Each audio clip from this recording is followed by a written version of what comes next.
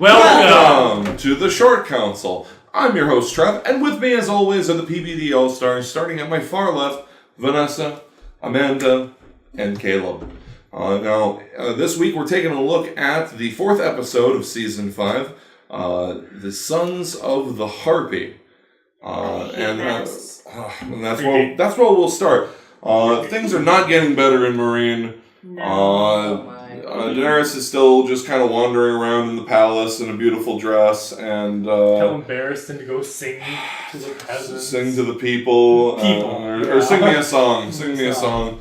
And just kind of still just not getting it. Not fucking getting it. Everyone looks happy enough from up here. Daenerys wandering around like nothing's going on. But honestly, it's about principles. Like, she's young and a new leader, and she's going based on all fire and ideals, and doesn't actually know what to do or how to make it happen. And I mean, you can't hate her for not knowing. She's 16. A teenage girl. Right, but at the same point, she's like listening to all the wrong people when it comes to, being counseled. She's, not listening at all and saying, I am the mother of dragons. And just, she's been riding this colossal wave of destiny and fucking dragons and, I'm a liberator. The drama of a teenage girl. Sure, but now, the noodles are in the pot and they're boiling, I tell you. And the city's boiling over. And that may now have deprived us of the greatest swordsman to have ever lived and served in the King's Guard, Sir Barristan the Bold. No, but I mean, how awesome was it watching him cut through them? The whole hallway. The whole hallway just cut down. Just proving that Cersei and Joffrey should have never dismissed him because he was so capable. Just dispatching back, and it's like you can almost see him in the tournaments. Just winning is the title. It's just. I mean, if this is how he is, now, as an old man, imagine how magnificent he was as a young man. And he did his best. I don't think he's going to make it. Grey Worm's hale and hearty, a young man. Hopefully he'll be able to recover. And Destiny. He'll be assigned to. He's going to be riding the pine for a while. Over in the murky pre-dawn hours, a favorite time of scene in this episode, Jorah Mormont steals a ship and starts. Best time to steal a boat. It's not a bad time. Yeah. Let an old smuggler tell you. It's not a bad time for stealing boats. But unfortunately, he agrees to take the gag off Tyrion and kind of gets some of the wind taken out of his sails, so to speak. It kind of reminded me of Brer Rabbit. At that moment, he's like, "Oh no, please don't kidnap me and take me where I want to go. Please." You think Daenerys will execute me and pardon you? I'd say the reverse is just as likely. Daenerys told Jorah, "Don't come back. Don't come back, or you're a dead man." Yeah, but Tyrion's king of spin. Mm-hmm. And I bet you anything that by the time that boat ride's over, they're going to have a plan to get under her good graces. All of them together? All together. He's smart. I mean, look at him. He looked at his armor and deduced who he was and wormed his way in there. He needs allies right now, so if he can turn Jorah into one, that suits him all the better. So, now that it's clear we are on the same side. And far in the north, Jon Snow avoids the last temptation of Melisandre. Hopefully... That dirty skank. Hopefully it's the last temptation. I'd hate to see what she tries to do next time to entice him if she makes another play here. For the Lord of Light made us male and female. 2 parts of a greater whole. I thought it was very, very slick of Sam to put that last paper... to put Bull at the very bottom. He was slick about that. This is the last one, I'm getting the fuck out of here. Yeah. Right. I pissed him off, I know, and I'm getting the fuck out of here. Well, it was this kind of powerful moment where he had to, ask someone he despises. And it kind of also reminded Jon that this is what you've chosen now. Mm-hmm. You could be going to get vengeance on him, on him against what they did to your family. but you've chosen to be the Lord Commander. Now this is what you have to do. In this whole episode, he's reaffirmed that sentiment. Like, he's reaffirmed that over and over again. Like, I took a vow. And I don't know. I was really proud that he didn't sleep with that stupid fiery skink. But I still love her. Do you think that there's going to be some bad retribution for refusing her? Like, what's she going to do? Magic? Yeah, it's been in the past. She may try to take what she wants by force. If, well, possibly. It could have kind of played out kind of like with, like you said, glamour, change her appearance, make her look like, what's her face? Ooh, that's sinister. You know nothing, Jon Snow. Well, she already put the thought in his head, but... Then again, this Red Priestess is, if anything, I would say that she's sinister. Not to be trusted. You know nothing, Jon Snow. Stannis had a nice tender moment with his daughter Shireen. That was awesome. Yeah, he needed some good PR. Yeah. Yes. I mean, ostensibly we have to be on someone's side to come out as the person in Westeros. The more things blow up back over east for Daenerys, the less likely it seems she's going to be able to pull together a successful invasion force in a lot of ways. And certainly, when it comes to the war with Bolton, we want Stannis to win, right? Like, we're all on the same page. Do you think anybody... You want Stannis to win? Yeah. Not for Bolton? Well, I mean, that's it. Do you think anybody's watching this show like, I'm in the Bolton's fucking camp? Me. Someone might be. You're a monster. Oh, I'm a monster. Perhaps you should speak to me more softly then. Sansa filling in the role of Stark, which was nice. It's nice to see her finally take on the mantle as a true Stark, not a whiny little bitch Stark, but a hardened Northerner. She's a hardened Northerner now. She's tossed away all of her pretensions of glory and flowers and princes and I still hope she doesn't settle for creepy Uncle Littlefinger. That's a really awful title altogether. Creepy Uncle Littlefinger. So, romantically, do you think Littlefinger will save her from the Boltons? Littlefinger's going back to King's Landing where he's going to get fucked. His brothel got raided. I mean, these sparrows are going to see, this is the guy who ran the brothels, Littlefinger. Why wouldn't they have just stayed at the Moon Castle? Like, that just seemed like a stupid move. Like, they already got rid of Lisa Aaron. But he needed to marry her off to Bruce, or to Ramsay, to solidify her position in the north there. And he's playing a game, like they all are. He's just moving them around like pawns. But the prospect of another red wedding. Yes, isn't that awesome? Wouldn't that be great? Stannis comes in right at the moment. Yeah. It is going to be kind of a race to Winterfell now, isn't it? It is, and I think it's kind of interesting too that now we've all kind of come around on weddings. Like we're looking forward to weddings now because the people who are getting married, someone bad's probably gonna get theirs. What would you say if I told you of a great sinner in our very midst? Shielded by gold and privilege. May the Father judge him justly.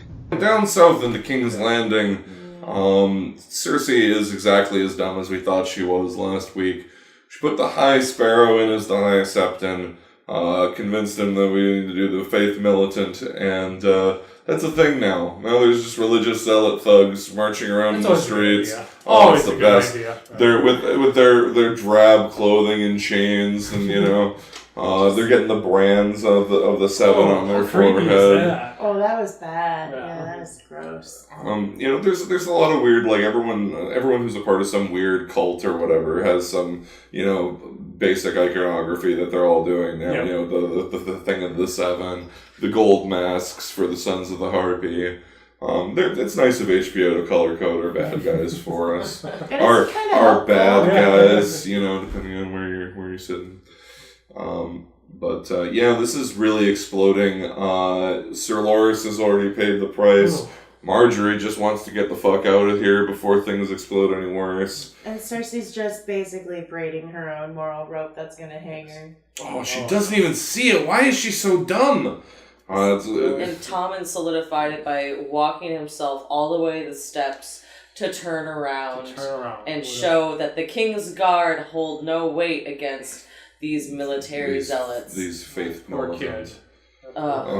It's over for him. I mean, that's what sucks is he really is, as everyone says, such a sweet boy. Right. But as it turns out, he's got no claim on the throne. So do you think Marjorie's gonna step up and become like a Cersei Jr. then for him? Like, no, she's getting the fuck out of there. She's going to her family. I need my grandma. My grandma will take care of stuff. Mm-hmm. Yeah. So I think when she realized he wasn't going to do anything to free Loras, she said, "All right, when are you going to do it?" Yeah. I don't know. I'm going to my family. We're seeing a changing of power, and who has his power in their hands here, and it's going to be now the faith instead of the crown.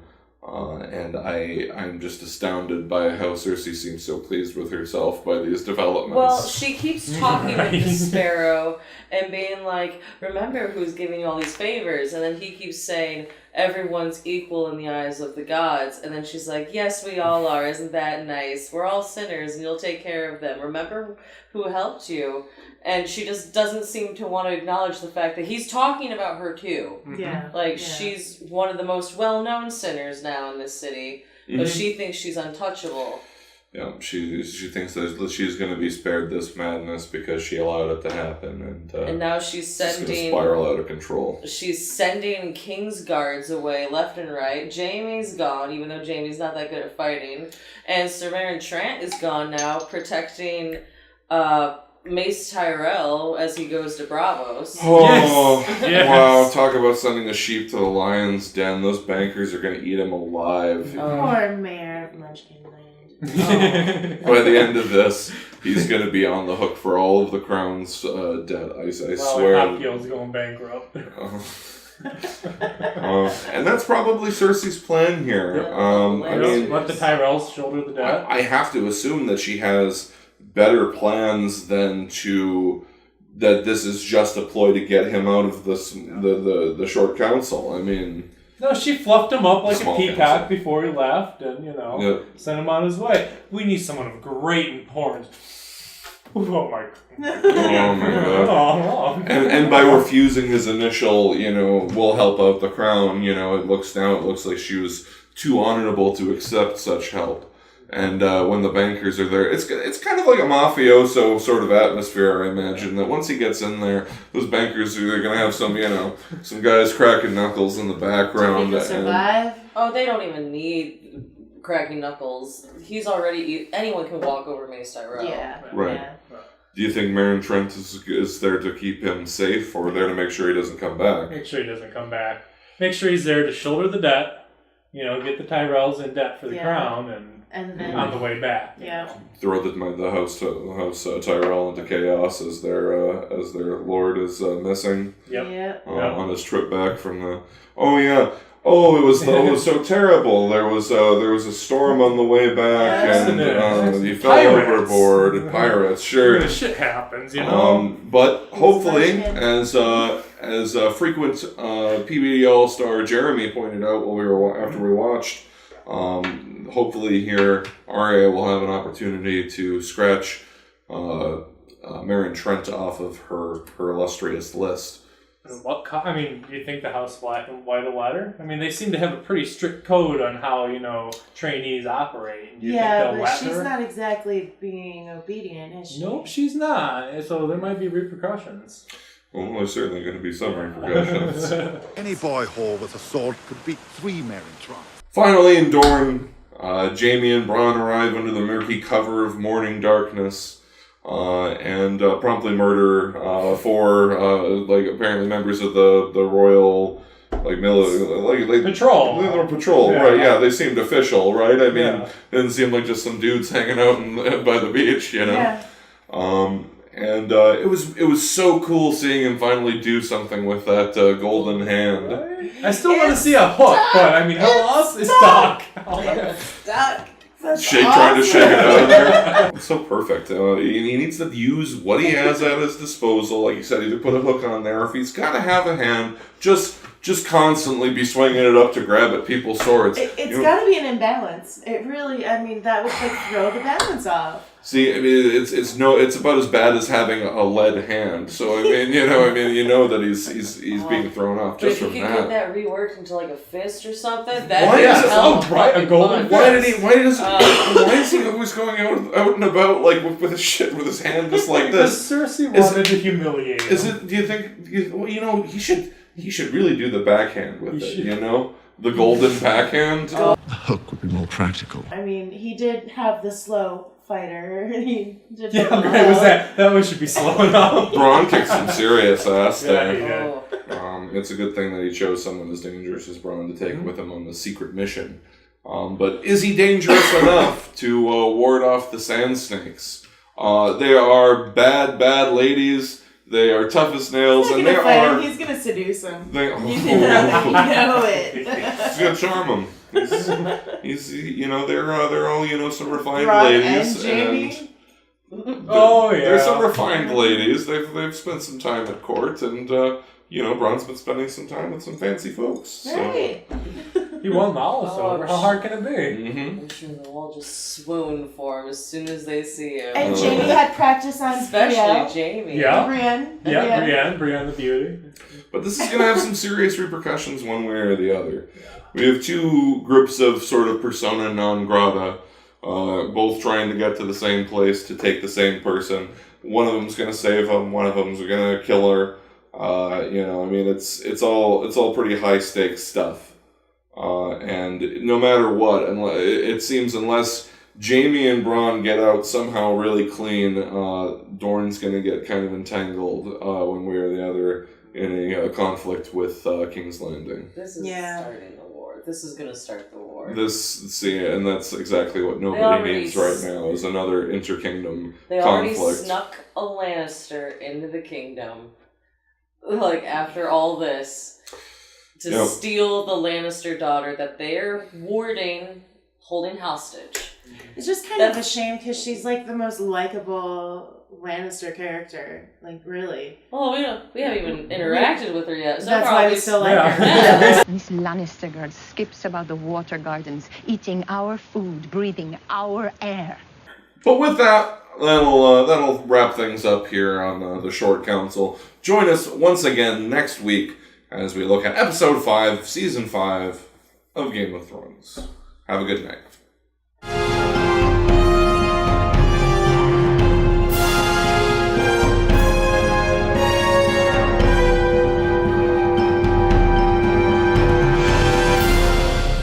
Peanut butter disaster.